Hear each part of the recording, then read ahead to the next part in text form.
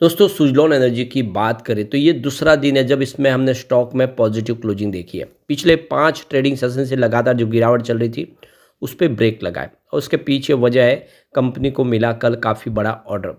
और आज जो बड़ी गुड न्यूज़ निकल के आ रही है, यहाँ पे कर्नाटका में कंपनी बहुत बड़ा एक मैन्युफैक्चरिंग प्लांट लगाने जा रही है। इसकी अनाउंसमेंट सुज़लॉन एनर्जी ने कर दी है। यानी कंपनी आने वाले समय अपने बिजनेस को लेकर बहुत सारे फैसले कर रहे हैं। इससे पहले इन्होंने कहा था कि गुजरात और राजस्थान में भी वो अपने नई मैन्युफैक्चरिंग प्लांट लगाने जा रहे हैं, यानी कंपनी का कामकाज बढ़ता हुआ दिखाई देगा।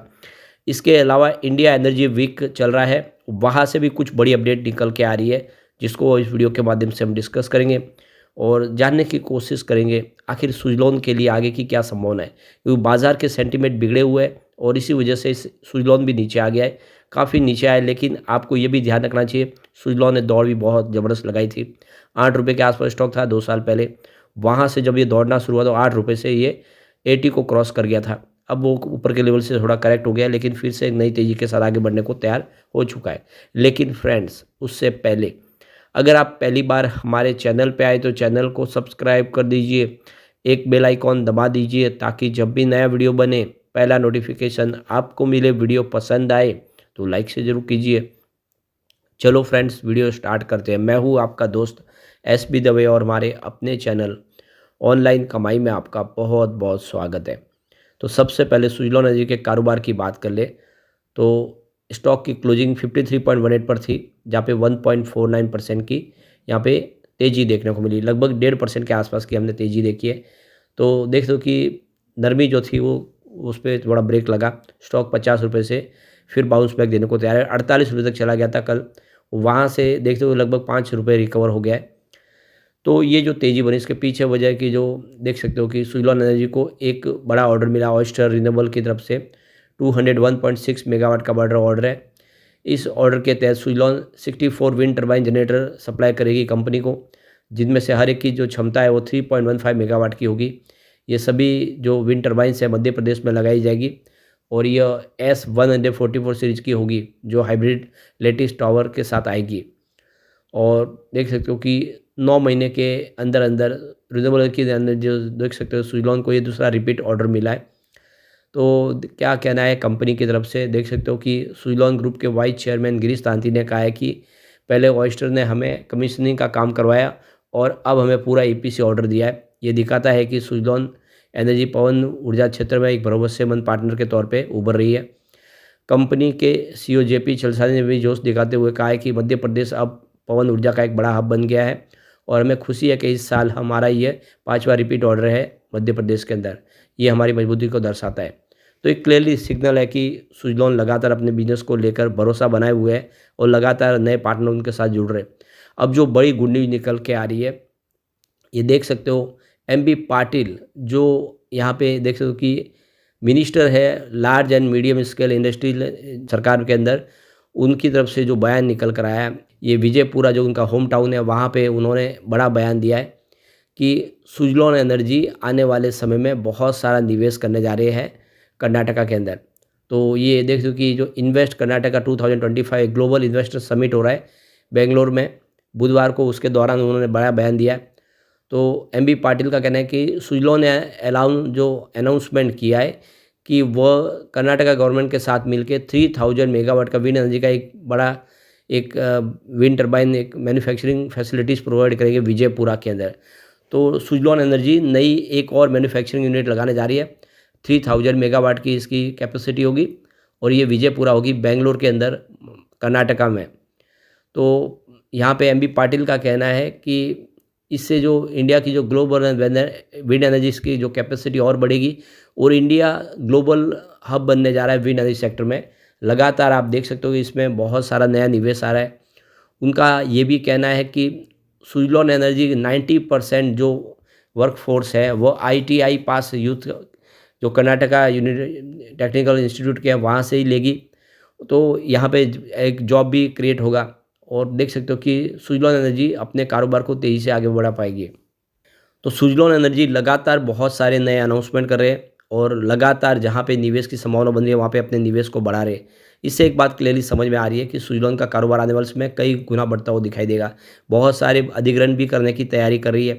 इससे पहले सीएफओ ने भी कहा था कि हमारे कुछ नया प्लान है जो पास हम करना चाहते हैं, वो एक बार पास हो गया तो फिर हम तेज़ी से अपने कारोबार को लेकर आगे बढ़ेंगे। और ये बातें यहाँ पे साबित हो रही है कि कंपनी लगातार अपनी मैन्युफैक्चरिंग यूनिट बढ़ा रही है, अपनी मैन्युफैक्चरिंग कैपेसिटी को बढ़ा रही है और कंपनी के पास ऑर्डर भी बहुत सारे हैं, लगातार रिपीट ऑर्डर मिल रहे हैं। उन ऑर्डर को कंप्लीट करने के लिए उनको और मैन्युफैक्चरिंग यूनिट को बढ़ाना ही होगा और नई फैसिलिटीज़ लगानी होगी और बिल्कुल वही कंपनी कर रही है। अब यहाँ पे इंडिया एनर्जी वीक शुरू हो रहा है जो 11 फरवरी 2025 से शुरू हुआ है और यहाँ पे देख सकते हो कि ये तीसरा जो संस्करण है इसका 2025 का। और देख सकते हो कि यहाँ पे हरदीप सिंह पुरी ने इसको इनॉग्रेट किया और उन्होंने यहाँ पे देख सकते हो कि काफ़ी बड़ा बयान दिया है। उनका कहना है कि भारत किसी भी ऊर्जा की कमी का सामना नहीं कर रहा है। उन्होंने कहा है कि स्वच्छ ऊर्जा को अपनाने के हिस्से के रूप में देश बड़े पैमाने पर एलएनजी भंडार बुनियादी ढांचे को स्थापना कर रहा है और ग्रीन एनर्जी के 20% उपयोग को प्राप्त करने में मदद करने के लिए जैव ईंधन का भी उत्पादन बढ़ा रहा है। उन्होंने कहा कि इलेक्ट्रोलाइजर के लिए प्रोत्साहन और सब्सिडी के प्रावधान के माध्यम से जैव ईंधन अपनाने की योजना बनाई गई है। तो हरदीप सिंह पुरी का कहना है कि 2030 तक 5 million metric ton green hydrogen को ऊर्जा को प्राप्त करना है और 5 मिलियन टन जो है जैव ईंधन फीड का उपयोग किया जाएगा इसके साथ में। तो ग्रीन हाइड्रोजन बनाने में विंड एनर्जी और सोलर एनर्जी दोनों का योगदान होगा जिसको पानी के माध्यम से गुजार के ग्रीन हाइड्रोजन प्राप्त किया जाएगा और आने वाले समय इसको एक्सपोर्ट किया जाएगा विश्व के अलग अलग देशों में। ऑलरेडी बहुत सारी पार्टनरशिप हो चुके, विश्व के काफ़ी देश हैं जो इंडिया के साथ में कोलैबोरेशन कर रहे हैं। तो इससे एक बात समझ में आ रही है कि जल्द ही ग्रीन हाइड्रोजन के ऊपर काफ़ी बड़ा यहाँ पे कुछ अनाउंसमेंट होता हुआ दिखाई देगा। सरकार ऑलरेडी ग्रीन हाइड्रोजन के लिए अपना काफ़ी बड़ा फंड एलोकेशन कर चुकी है। तो पेट्रोल और डीजल की जो इस समय जो ज़रूरत है उसको कम करना है। जो देश का सारा पैसा पेट्रोल और डीजल में ही जाता है। अगर हम ग्रीन हाइड्रोजन के माध्यम से अपने वाहन शुरू करेंगे तो जो आप देख सकते खपत उसकी कम हो जाएगी पेट्रोल डीजल की। ऑलरेडी हरदीप सिंह पुरी ने ग्रीन हाइड्रोजन से जो बनी हुई बस जो थी उसका फ्यूल का इस्तेमाल किया गया था, उसमें उन्होंने ये सवारी करके बताया कि ग्रीन हाइड्रोजन कितना ज़रूरी है देश के लिए। तो ये देख सकते हो कि एक्सपर्ट भी इसको लेकर कुछ बड़े बयान दे रहे हैं। तो इंडिया एनर्जी वीक के दूसरे दिन देख सकते हो कि ग्रीन एनर्जी को लेकर जो मार्केट के एक्सपर्ट है उन्होंने सहमति जताई कि ऊर्जा की किफ़ायती कीमतें तेज़ी से एनर्जी ट्रांजिशन की प्रमुख प्रेरक शक्ति है। पैनल ने जोर देकर कहा है कि यह किफ़ायत उन वित्तीय शर्तों पर निर्भर करती है जो निवेश पर आकर्षक रिटर्न प्रदान कर सके। तो यहाँ पे देख सकते हो कि जो जानकार है उनका कहना है कि निवेश को लाने के लिए सरकार की तो कोशिश है लेकिन जो प्राइवेट प्लेयर है उनको भी साथ में आना होगा। सब मिलकर काम करेंगे तभी निजी क्षेत्र की भागीदारी के दम पर ही हम ग्रीन एनर्जी सेक्टर में तेज़ी से आगे बढ़ पाएंगे।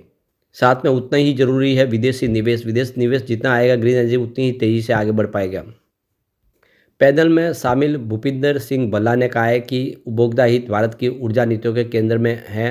उन्होंने भारत की जो ग्रीन एनर्जी की प्रतिबद्धता है उस पर विश्वास जताते हुए कहा कि देश की कतनी और कनी दोनों में आगे बढ़ रहा देश 2030 तक 50 lakh metric ton green hydrogen के उत्पादन के लक्ष्य के लिए लगभग 20,000 करोड़ रुपए के बजट वाले राष्ट्रीय ग्रीन हाइड्रोजन मिशन का भी उन्होंने उल्लेख किया। उन्होंने ये भी कहा कि नीति ढांचे ऐसे होने चाहिए जो बाजार के खिलाड़ियों को पारदर्शिता और निष्पक्ष प्रतिस्पर्धा के साथ कार्य करने में सक्षम बनाए। तो बिल्कुल देख सकते हो कि सरकार का पूरा सहयोग मिल रहा है और ऐसे में आने वाले समय सुजलॉन जैसे शेयर भी कमाल कर सकते हैं।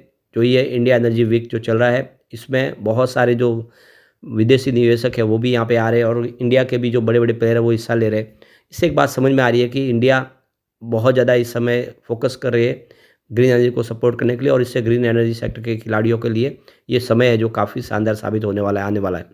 लेकिन फ्रेंड्स कोई भी इन्वेस्टमेंट करने से पहले अपने फाइनेंशियल एडवाइजर से एडवाइस ले ले या अपना खुद का रिसर्च करें क्योंकि मैंने वीडियो आपके एजुकेशनल पर्पज़ के लिए ही बनाया। वीडियो पसंद आए तो लाइक से जरूर कीजिए और चैनल को सब्सक्राइब कर दीजिए। Thank you friends.